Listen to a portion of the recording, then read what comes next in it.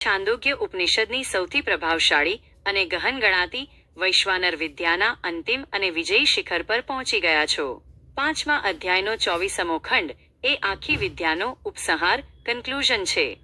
અત્યાર સુધી આપણે જોયું કે કેવી રીતે 6 ઋષિઓએ બ્રહ્માંડના ટુકડાઓને ઈશ્વર માન્યા, કેવી રીતે રાજા અશ્વપતિએ તેમને વિરાટ પુરુષનું દર્શન કરાવ્યું અને કેવી રીતે 5 આહુતિઓ પ્રાણ અગ્નિહોત્ર દ્વારા ભોજનને યજ્ઞ બનાવ્યો.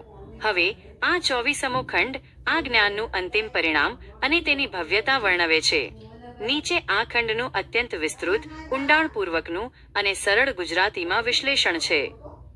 વૈશ્વાનર વિદ્યા, જ્ઞાનનો અગ્નિ અને પાપોનું ભસ્મીભવન. અધ્યાય 5, ખંડ 24. 1. અજ્ઞાનપૂર્વકનો યજ્ઞ વિરુદ્ધ જ્ઞાનપૂર્વકનો યજ્ઞ. ખંડની શરૂઆતમાં રાજા અશ્વપતિ એક કડવું પણ અત્યંત સત્ય વિધાન કરે છે. તેઓ બાહ્ય કર્મકાંડ અને આંતરિક જ્ઞાન વચ્ચેનો ભેદ સ્પષ્ટ કરે છે. તદ્ય ઇદમ વિદ્વાન્ગ્નિહોત્રમ જુહોતિ યથાંગારાન પોહ્ય ભસ્મની જુહુયાતા દૃક તત્સ્યાત. સરળ અર્થ: જે વ્યક્તિ આ વૈશ્વાનર આત્માને જાણ્યા વગર, એટલે કે બ્રહ્માંડ અને પોતાની એકતાને સમજ્યા વગર બહાર અગ્નિમાં આહુતિઓ આપે છે અથવા યજ્ઞ કરે છે, તેનું કાર્ય કેવું છે?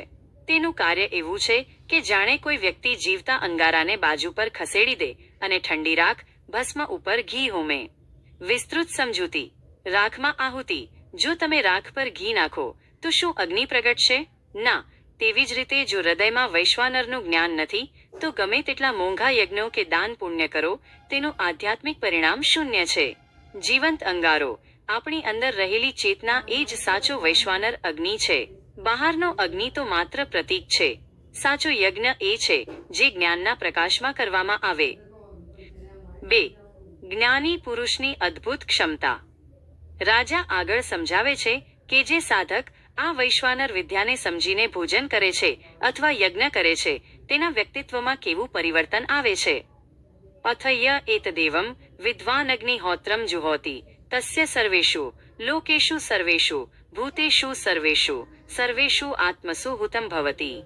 સરળ અર્થ: પરંતુ જે વ્યક્તિ આ વૈશ્વાનરને જાણીને પોતાને બ્રહ્માંડનો અંશ માનીને અગ્નિહોત્ર ભોજન કે યજ્ઞ કરે છે, તેની આહુતિ સમસ્ત લોકોમાં, સમસ્ત પ્રાણીઓમાં અને સમસ્ત આત્માઓમાં હોમાયેલી ગણાય છે. આનો આધ્યાત્મિક પ્રભાવ: જ્યારે એક વૈશ્વાનર જ્ઞાની ભોજન કરે છે ત્યારે તે માત્ર પોતાનું પેટ નથી ભરતો. તે અનુભવે છે કે હું જમું છું ત્યારે આ બ્રહ્માંડનો વિરાટ પુરુષ જમી રહ્યો છે. તેના ભોજનથી કીડીથી લઈને બ્રહ્મા સુધીના તમામ જીવો તૃપ્ત થાય છે. તે વ્યક્તિ સમગ્ર અસ્તિત્વ સાથે એકાકાર થઈ જાય છે. તેનું અસ્તિત્વ વ્યક્તિગત મટીને વૈશ્વિક બની જાય છે. 3. પાપોનું ભસ્મીભવન. ઈશિકા તૂલનું ઉદાહરણ. આ ખંડનું સૌથી પ્રખ્યાત અને શક્તિશાળી ઉદાહરણ હવે આવે છે. ઉપનિષદ સમજાવે છે કે જ્ઞાન કેવી રીતે આપણા કર્મોનો નાશ કરે છે. તદ્યથેશિકાતુલ મગ્નૌ પ્રોતમ પ્રદુયેતૈવમ હાસ્ય સર્વે પાપમાનઃ પ્રદુયંતે. સરળ અર્થ: જેમ ઈશિકા એક પ્રકારનું ઘાસ અથવા બરુ ના ઉપરના અત્યંત સૂક્ષ્મ અને સૂકા કપાસ જેવા ભાગને તૂલ જો અગ્નિમાં નાખવામાં આવે તો તે ક્ષણવારમાં બળીને ભસ્મ થઈ જાય છે, તેમ આ વૈશ્વાનર વિદ્યા જાણનાર સાધકના તમામ પાપો કર્મો ક્ષણવારમાં બળીને ભસ્મ થઈ જાય છે. ગૂઢ રહસ્ય. ઈશિકા તૂલ તે આપણી અંદર જન્મોજન્મથી જમા થયેલા સંસ્કારો અને પાપોનું પ્રતીક છે. જ્ઞાનનો અગ્નિ. જેમ સૂકું ઘાસ અગ્નિનો પ્રતિકાર કરી શકતું નથી, તેમ અજ્ઞાન જ્ઞાન સામે ટકી શકતું નથી. પરિણામ: જે ક્ષણે સાધકને અનુભવાય છે કે હું જ વિરાટ છું, તે ક્ષણે તેની કર્તા તરીકેની ભાવના નાશ પામે છે. અને જો કરતા નથી તો કર્મનું ફળ, પાપ કે પુણ્ય, તેને સ્પર્શી શકતું નથી. 4. જ્ઞાની પુરુષની ઉદારતા. The universal spirit. રાજા અશ્વપતિ આ વિદ્યાની પૂર્ણાહુતિ એક અદ્ભુત વિધાન સાથે કરે છે. તસ્માદુ હૈવમ વિદ્યદ્યપિ ચંડાલાયોચ્છિષ્ટમ પ્રદધ્યાદાત્મની હૈવાસ્ય તદ્વૈશ્વાનરે હુતમ સ્યાદિતિ. સરળ અર્થ: તેથી આવો વિદ્વાન પુરુષ જે વૈશ્વાનરને જાણે છે. જો ભૂલે ચૂકે કોઈ અત્યંત નીચ ગણાતી વ્યક્તિ, અહીં ચંડાલ શબ્દ પ્રતિકાત્મક છે, ને પણ પોતાના ભોજનનું એઠું આપે તો તે પણ તેના વૈશ્વાનર આત્મામાં હોમેલી પવિત્ર આહુતિ જ ગણાય છે. આનો સાચો અર્થ: આ વિધાન કોઈ સામાજિક ભેદભાવને પ્રોત્સાહન નથી આપતું, પણ એ સમજાવે છે કે જ્ઞાનીની દ્રષ્ટિમાં હવે કોઈ ઉચ્ચ કે નીચ નથી રહ્યો. તેને મન દરેક શરીરમાં તે જ વૈશ્વાનર અગ્નિ બળી રહ્યો છે. તેની ભક્તિ અને તેનો યજ્ઞ એટલો પવિત્ર છે કે તેની પ્રત્યેક ક્રિયા બ્રહ્મમય બની ગઈ છે. 5. વૈશ્વાનર વિદ્યાનો અંતિમ નિષ્કર્ષ. આ વિદ્યા ખંડ 12-24 આપણને 3 સ્તરે બદલી નાખે છે. 1. દ્રષ્ટિ. આપણે ઈશ્વરને મંદિરમાં શોધવાને બદલે સૂર્ય, વાયુ, આકાશ અને પૃથ્વીમાં જોતા થઈએ છીએ. 2. દેહ.